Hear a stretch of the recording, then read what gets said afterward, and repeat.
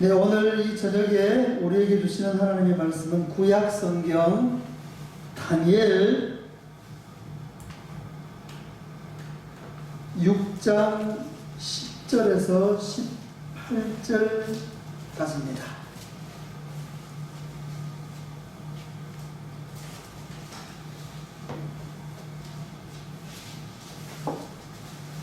구약 성경 다니엘 6장 10절에서 18절까지의 말씀을 우리 천천히 함께 읽도록 하겠습니다. 다니엘이 이 조서에 왕의 도장이 찍힌 것을 알고도 자기 집에 돌아가서는 윗방에 올라가 예루살렘으로 향한 창문을 열고 전에 하던 대로 하루 3번씩 무릎을 꿇고 기도하며 그의 하나님께 감사하였더라. 그 무리들이 모여서 다니엘이 자기 하나님 앞에 기도하며 간구하는 것을 발견하고 이에 그들이 나아가서 왕의 금령에 관하여 왕께 아뢰되 왕이여, 왕이 이미 금령에 왕의 도장을 찍어서 이제부터 30일 동안에는 누구든지 왕 외에 어떤 신에게나 사람에게나 구하면 사자굴에 던져넣기로 하지 아니하였나이까 하니 왕이 대답하여 이르되 이 일이 확실하니 메대와 바사에 고치지 못하는 규례니라 하는지라. 그들이 왕 앞에서 말하여 이르되 왕이여, 사로잡혀온 유다 자손 중에 다니엘이 왕과 왕의 도장이 찍힌 금령을 존중하지 아니하고 하루 3번씩 기도하나이다 하니 왕이 이 말을 듣고 그로 말미암아 심히 근심하여 다니엘을 구원하려고 마음을 쓰며 그를 건져내려고 힘을 다하다가 해가 질 때에 이르렀더라.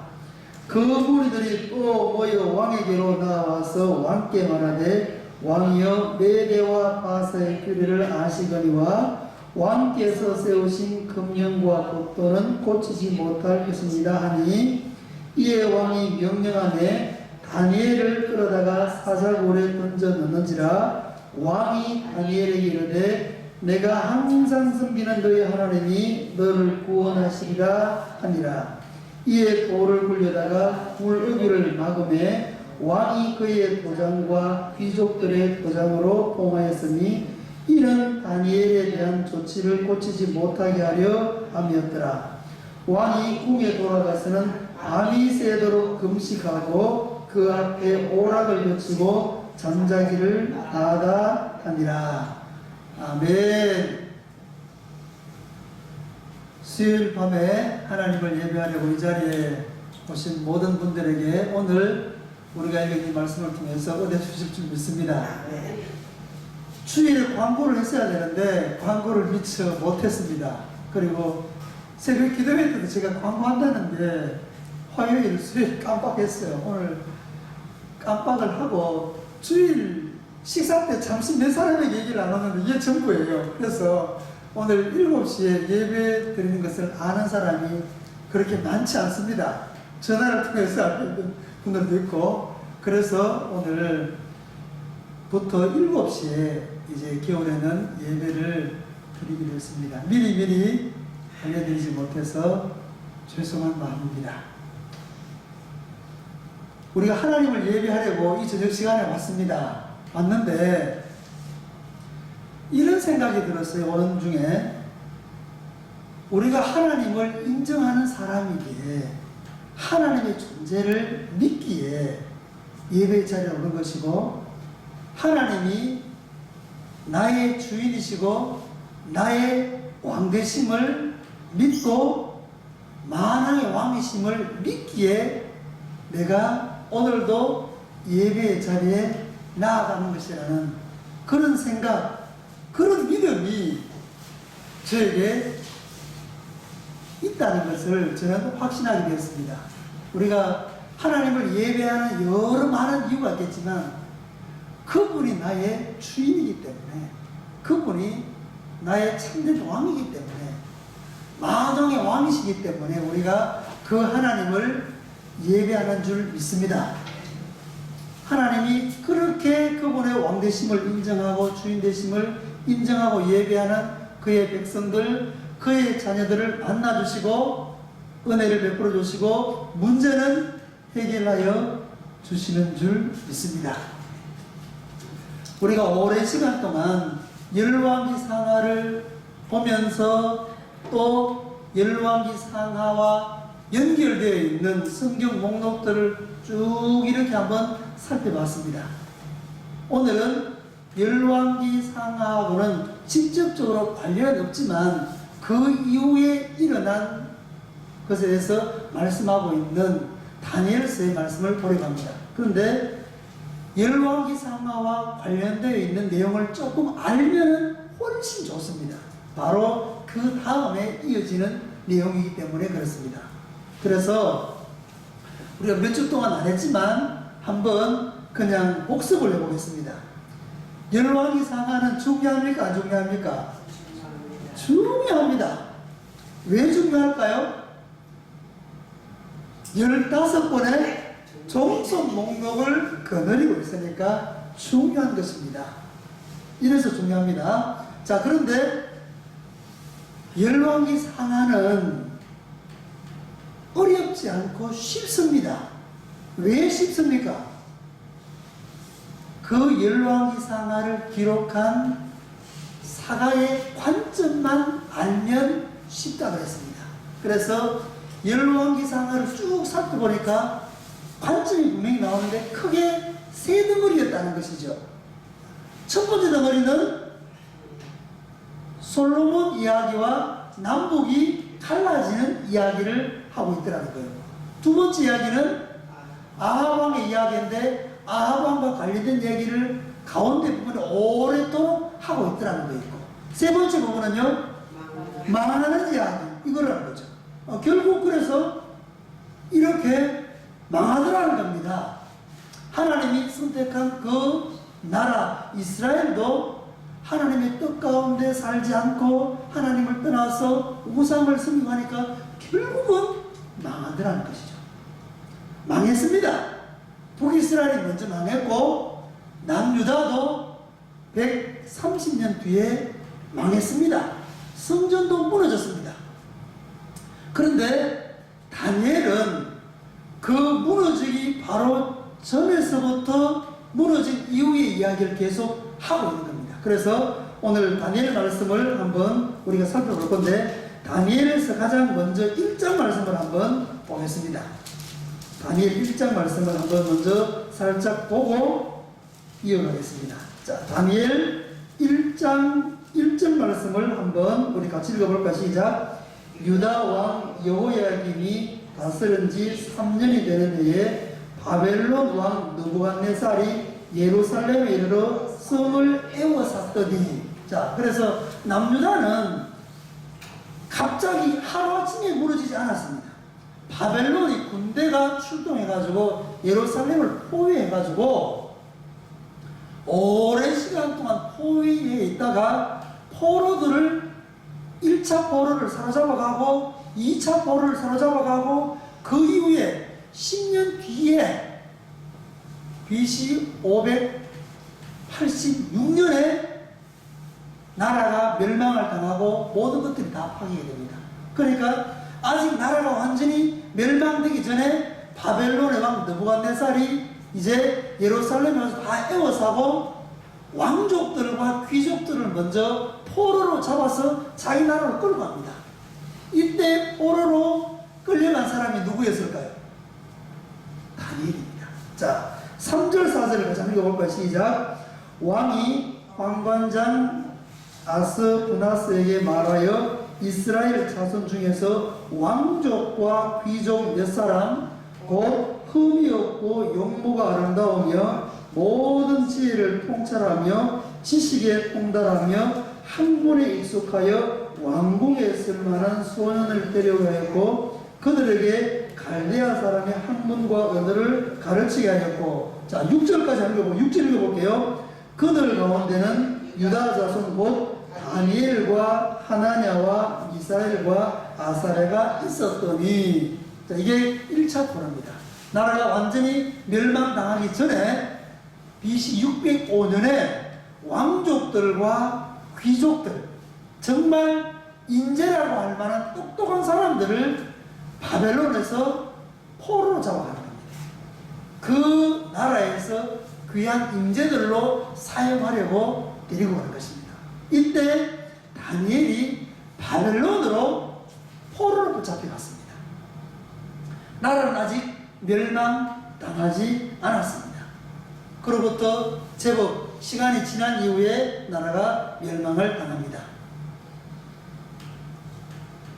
바벨론의 느부갓네살 왕이 꿈을 꾸었는데 아주 요상한 꿈을 꾸었습니다. 불길한 꿈을 꾸었습니다. 꿈을 꾼 사람은 압니다. 좋은 꿈을 꾸었는지 나쁜 꿈을 꾸었는지. 나쁜 꿈을 꾸게 되면은 기분이 좋습니까? 안 좋습니까? 기분이 아주 안 좋습니다.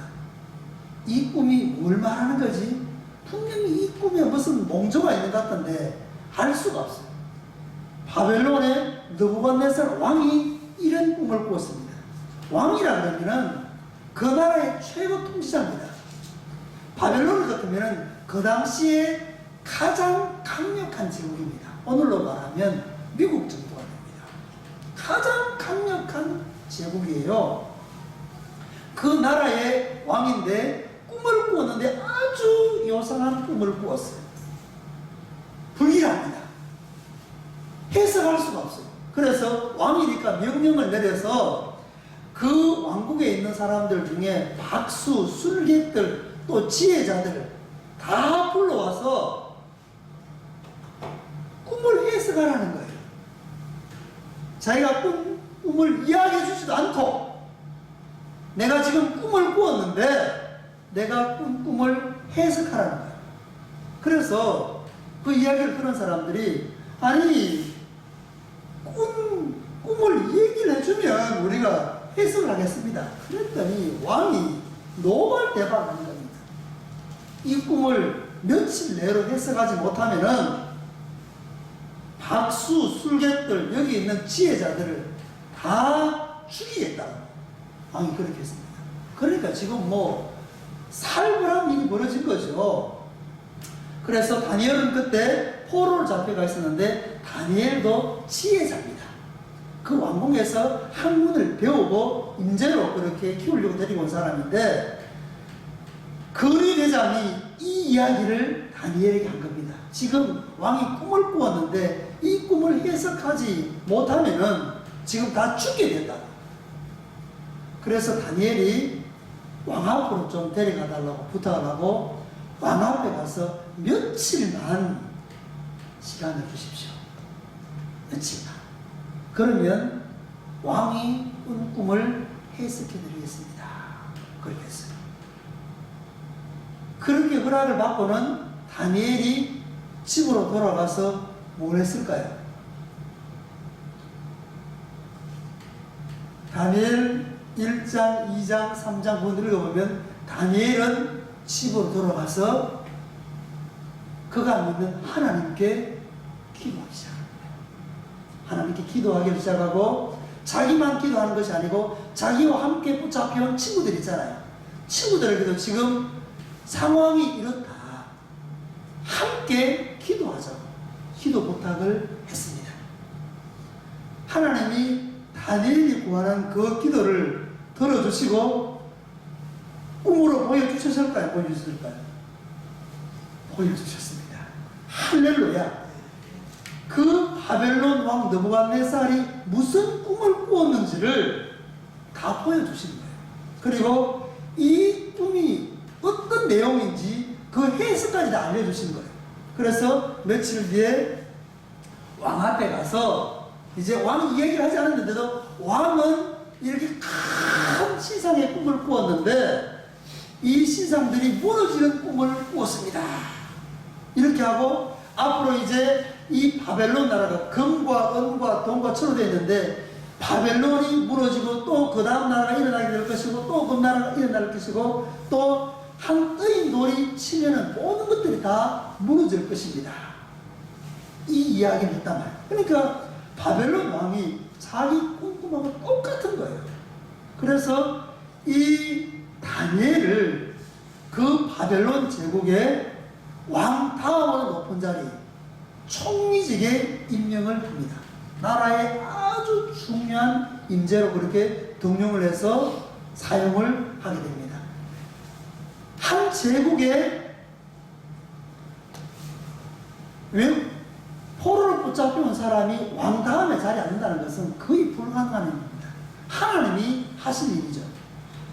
그렇게 해서 오랫동안 바벨론에서 하나님의 사람으로 이 다니엘이 귀하게 쓰임을 받습니다. 그리고 이제 바벨론의 마지막 왕이 누구냐면은 벨사살이라는 왕입니다. 이 왕은 아버지 느부갓네살과는 완전히 달라요. 은행이 일치하지 않는 사람입니다. 왕으로서는 품격이 많이 떨어지는 사람입니다. 그래서 한날 자기가 좀 가깝게 지내는 귀족 1000명을 데리고 술잔치를 벌입니다.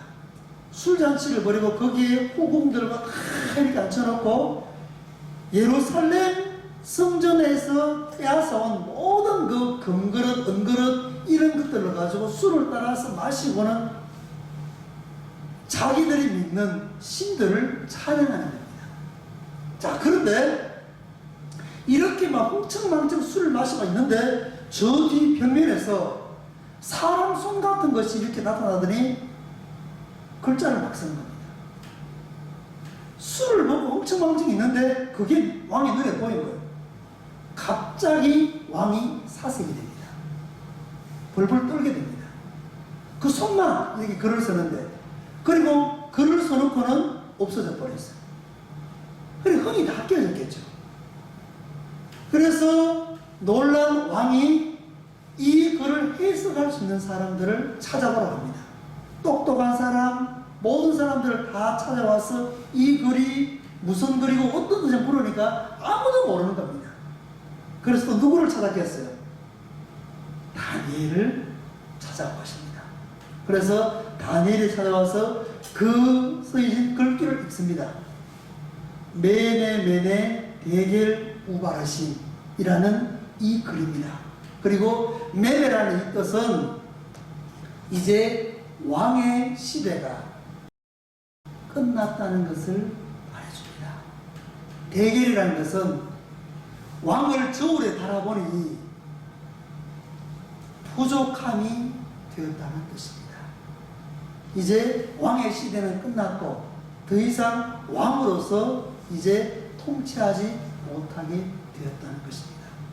왕의 자리에 있어도 그 사람의 그 품격이 떨어지면 더 이상 거기에서 있을 수 없는 것이죠. 결국 이 꿈의 해석대로 바벨론의 시대는 막을 내립니다. 바벨론의 시대는 막을 내리고 그 다음에 등장하는 제국이 뭐냐면 바사. 세계사에는 이걸 페르시아라고 합니다. 그 페르시아의 왕이 누구냐 하면 오늘 본문에 나오는 다리오 왕입니다. 그런데 이 다니엘이 10대 때 포로를 붙잡혀 왔으니까 바벨론이 약 70년간 통치했는데 10대 때 포로를 붙잡혀인 다니엘이 약 50년 이상을 그 나라에서 거의 최고의 자리라고 할 수 있는 거기에서 총리직을 수행하고 있는 것입니다. 그리고 제국이 바뀌었어요. 제국이 바뀌었는데도 불구하고 다니엘은 또다시 바사 제국의 총리로 등용됩니다. 이때 벌써 다니엘의 나이가 70을 바라보는 나이입니다. 한 사람으로서는 최고의 영광이고 누릴 수 있는 그의 모든 것을 다 누렸다고 볼 수 있죠. 포로이지만. 그리고 이 사람이 영향력이 얼마나 대단하겠습니까?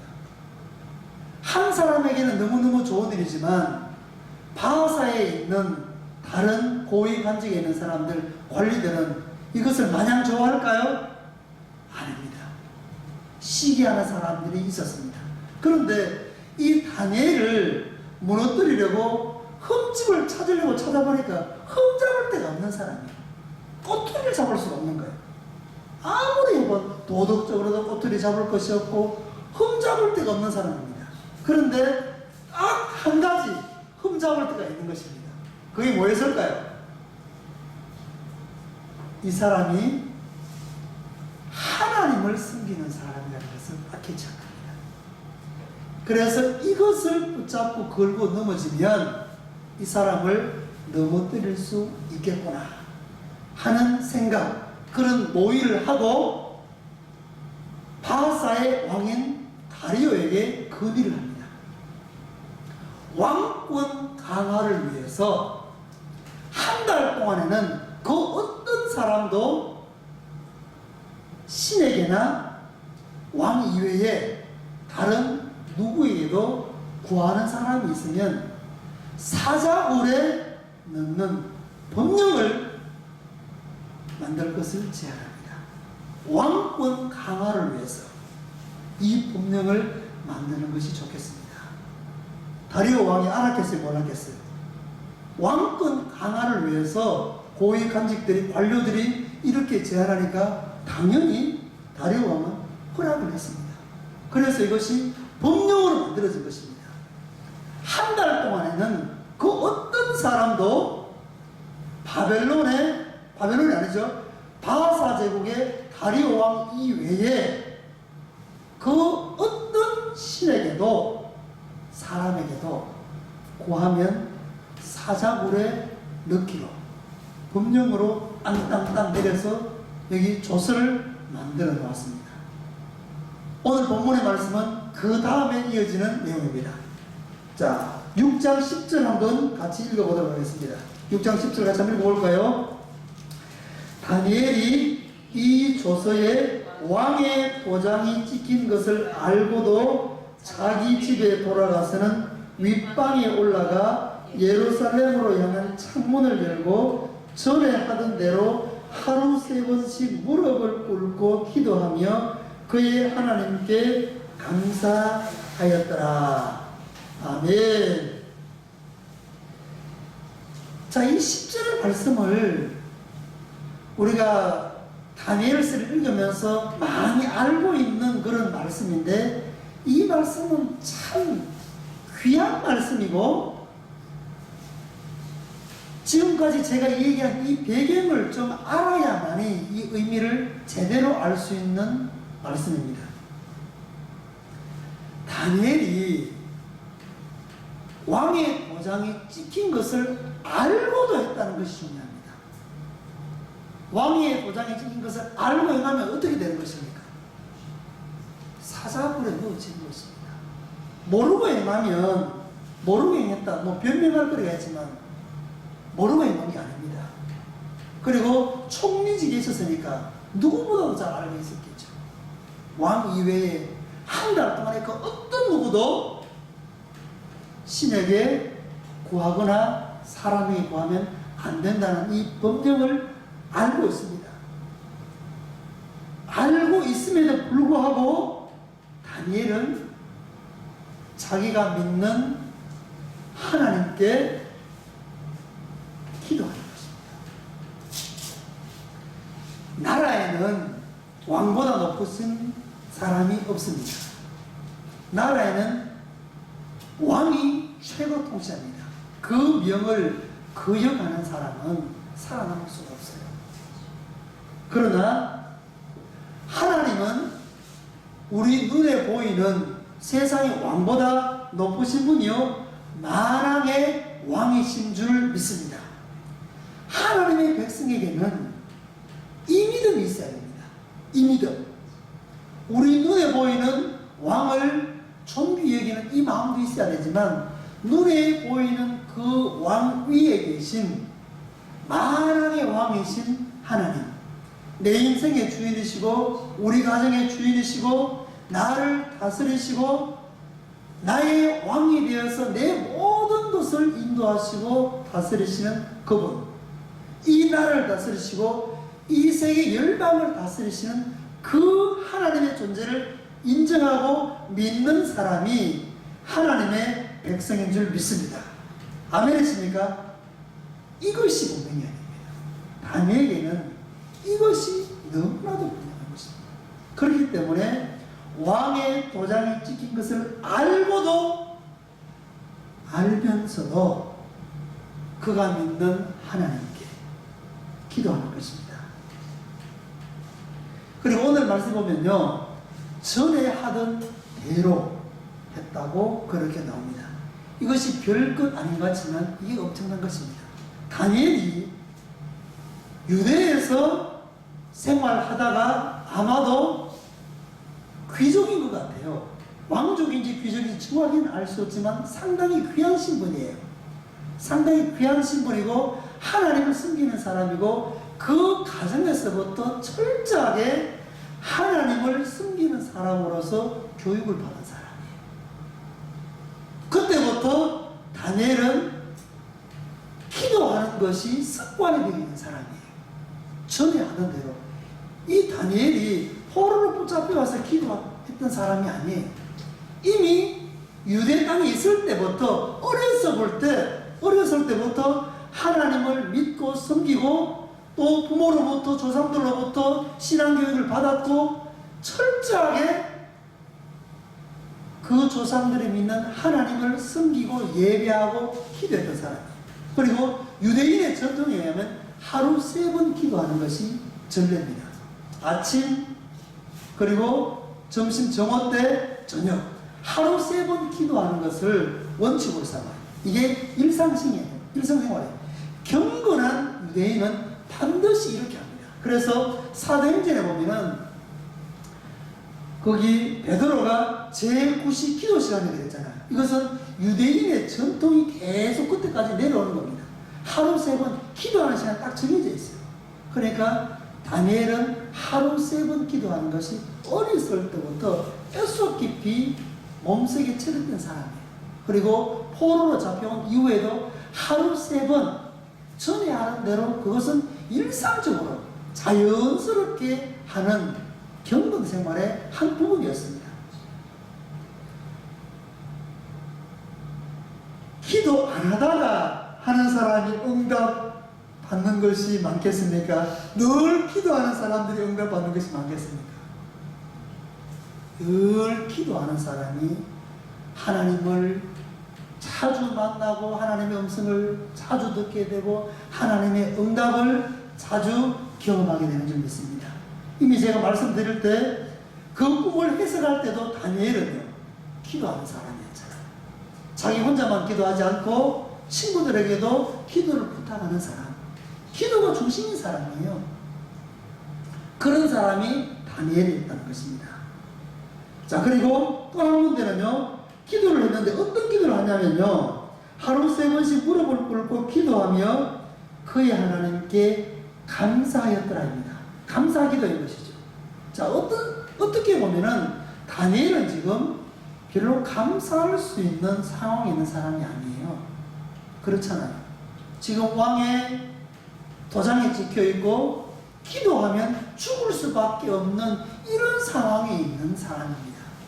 그럼에도 불구하고 자기가 전에 하던 대로 3번씩 늘 기도하며 하나님께 감사했더라. 뭐가 감사했을까요? 이렇게 하면은 자기가 사자굴에 넣어진다는 것을 뻔히 알고 있으면서도 이렇게 했다는 것이 참 어떻게 받아들여야 되지? 이런 생각을 하게 됩니다. 그래서 이런 질문을 한번 우리는 할 수 있습니다. 어떻게 다니엘이 이런 삶을 살 수 있을까요? 어떻게? 저는 답을 3가지로 적었습니다. 은혜를 입어 하나님의 존재를 인정하고 믿기에 이런 삶이 가능한 것입니다. 하나님의 은혜를 입은 사람이기 때문에 하나님의 존재를 인정하는 사람이고 믿는 사람이기에 이것이 가능한 것입니다. 두 번째는요, 하나님을 경험한 기도의 응답이 있기에 이런 삶이 가능한 것입니다. 다니엘이 기도 응답받은 것을 앞에 한 번 얘기했지만 한 번뿐만이 아닐 것입니다. 여러 번 기도할 때마다 하나님이 응답하신 생생한 경험이 있기 때문에 다니엘은 그 하나님을 믿고 자기를 어떤 어떤 상황 가운데서도 도와주시고 책임지실 것을 믿기에 그렇게 기도했던 것입니다. 세 번째는요, 날마다 하나님과 동행하는 삶을 살고 있기에 이런 삶이 가능한 것입니다. 하나님을 가까이 하면 가까이 할수록 그 사람은 하나님의 마음, 하나님의 뜻을 헤아리게 되는 것이고, 하나님은 그 사람의 생각, 마음, 이 모든 것들을 헤아립니다. 밀접하게 되는 거죠. 그리고 하나님이 그 사람에게 어떤 일이 일어날 것인지 이것을 알려주시는 거죠. 이렇게 하나님과 밀접한 사람이었기 때문에 이것이 가능했다라고 저는 믿습니다. 그래서 오늘 이 말씀을 통해서 우리가 얻을 수 있는 것은 내가 어디에서 살건 하나님의 백성으로 살아가고 있는 것이 은혜인 줄 믿습니다. 고향에 살아도 은혜고, 타향에서 살아도 은혜고, 외국에서 살아도 은혜고, 포로로 붙잡혀가서 거기서 살아도 하나님이 동행하시면 그것은 은혜인 줄 믿습니다. 내가 어디에 가 있건 그건 상관없어요. 하나님이 그 사람과 함께하고 내가 하나님의 백성으로 살아가는 것, 그것이 은혜인 줄 믿습니다. 다니엘이 그래요. 포로로 붙잡혀가 있으면 감사할 수 없는 상황이죠. 그렇지만 그게 아니에요. 포로로 붙잡혀가 있는 그 상황 가운데도 하나님이 그 백성과 함께 하시고 그 백성의 삶을 인도하시면 그건 은혜인 것입니다. 하나님은 만왕의 왕으로 인정하고 믿고 섬기는 사람에게 기도의 응답을 주십니다. 하나님이 만왕의 왕이신 것을 인정하지 않고 그 하나님을 믿지 않는 사람에게 어떻게 하나님의 계심을 나타내겠습니까? 하나님은 포로로 붙잡혀온 이 다니엘을 통해서 만왕의 왕, 지금 눈에 보이기에는 바벨론이 가장 강력한 제국인 것 같지만 사실은 그렇지 않다는 것을 하나님은 다니엘을 통해서 나타낸 것입니다. 실질적으로 이 모든 세계를 주관하고 계시는 분은 바로 하나님이시라는 것을 다니엘을 통해서 나타내고 있고, 다니엘은 그것을 경험하고 있는 것입니다. 이런 사람에게 하나님이 응답을 주시는 줄 믿습니다. 날마다 하나님과 함께하는 시간을 갖게 되면 그것이 우리의 일상이 되고 그것이 거룩한 습관이 되고 감사하는 기도를 하게 되고 감사하는 사람으로 살아가게 되는 줄 믿습니다. 경건한 삶이 우리를 경건한 사람으로 인도하는 것이고, 감사함으로 기도함으로 이렇게 될 때 우리가 감사할 수 없는 상황 가운데서도 감사할 수 있는 사람으로 살아가게 되는 줄 믿습니다.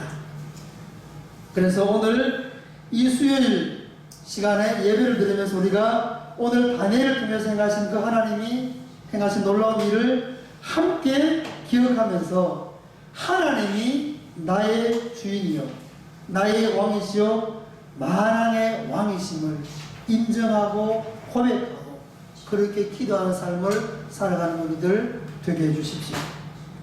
기도하는 것이 나의 일상생활이 되게 하여 주십시오. 주님께서 주신 은혜를 기억하며 감사하는 사람으로 살게 해주십시오. 육신의 아픈 사람, 또 마음이 상한 사람을 주 하나님이 만져주시고 우리의 기도를 통해서 우리의 몸과 마음과 영혼을 온전케 하여 주시옵소서. 그리고 어려운 가운데 있는 우리나라를 기억해 주시고 지켜주시고 하나님 이 나라를 이 마지막 때 귀하게 사용해 주시옵소서. 주님 한번 부르고 기도하도록 하겠습니다. 주여, 우리를 사랑하시는 사랑의 주 하나님, 수요일 밤에 우리들이 하나님을 예배하는 자리에 나와서 우리의 마음을 다하여 하나님을 예배합니다. 하나님이 우리 인생의 주인이요 우리의 왕이시오 우리의 가정을 이끌어 가시는 분이시오 우리 건국교회의 주인이시오 이 나라의 진정한 왕이시오 다스리시는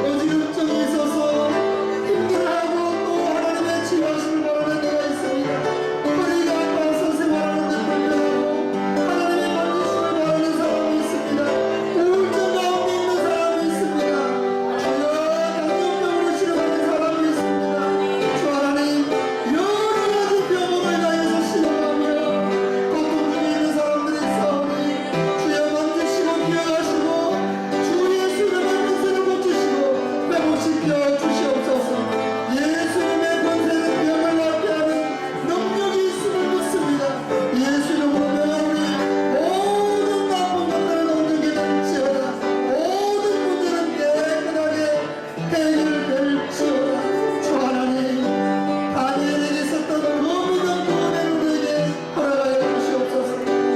우리가 하나님께 은혜를 입는 사람이면 이런 믿음으로 살아가게 되는 줄 믿습니다.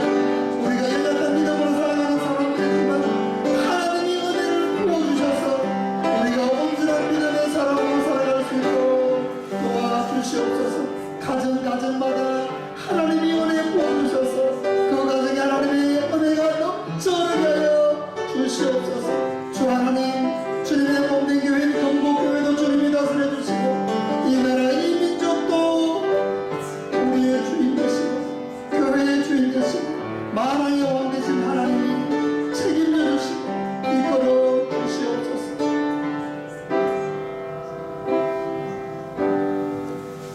사랑의 주 하나님, 오늘도 우리들을 부르셔서 예배 자리에 나와서 우리의 주인이시오 만왕의 왕이신 하나님을 예배케 하시니 감사합니다. 우리가 하나님께 예배할 때마다 찬양하며 기도할 때마다 우리를 만나주시고 불쌍히 여겨주시고 보듬어 주시고 우리에게 은혜를 베풀어 주시옵소서. 기도할 때 하나님이 우리에게 은혜를 베풀어 주시는 줄 믿습니다. 하나님의 왕되심을 인정하고 나아갈 때 하나님이 우리를 통하여서 놀라운 일을 행하시는 줄 믿습니다. 하나님의 백성이지만 연약한 사람으로 살아가는 우리들입니다. 그렇지만 하나님이 우리의 주인이시요 만왕의 왕이시기에 우리를 두렵게 하는 모든 것들로부터 우리가 자유케 되게 해 주시옵소서.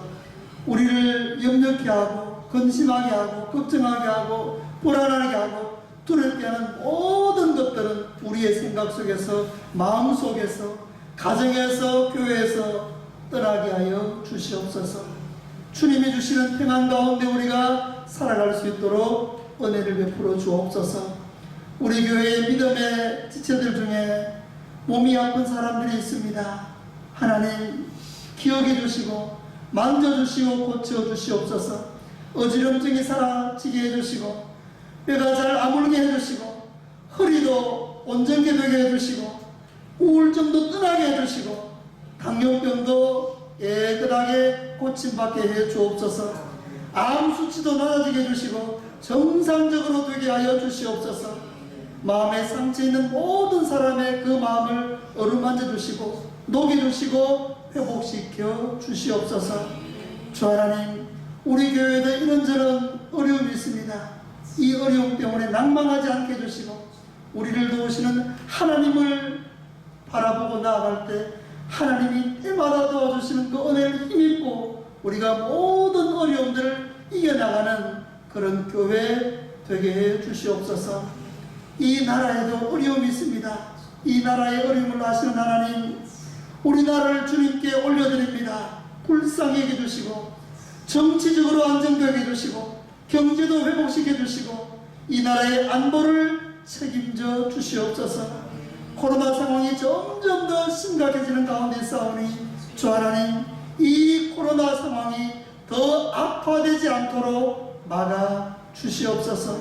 이런 때에 우리 믿음의 사람들이 깨어 기도하는 사람들 되게 해주시고 믿음으로 주의 은혜로 이기며 살아가는 사람들 되게 해 주시옵소서. 예수님의 이름으로 기도드리옵나이다. 아멘. 하늘에 계신 우리 아버지, 아버지의 이름을 거룩하게 하시며 아버지의 나라가 오게 하시며 아버지의 뜻이 하늘에서와 같이 땅에서도 이루어지게 하소서.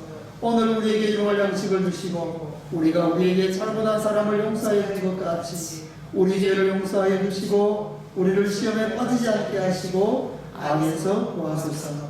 나라와 권능과 영광이 영원히 아버지의 것입니다. 아멘.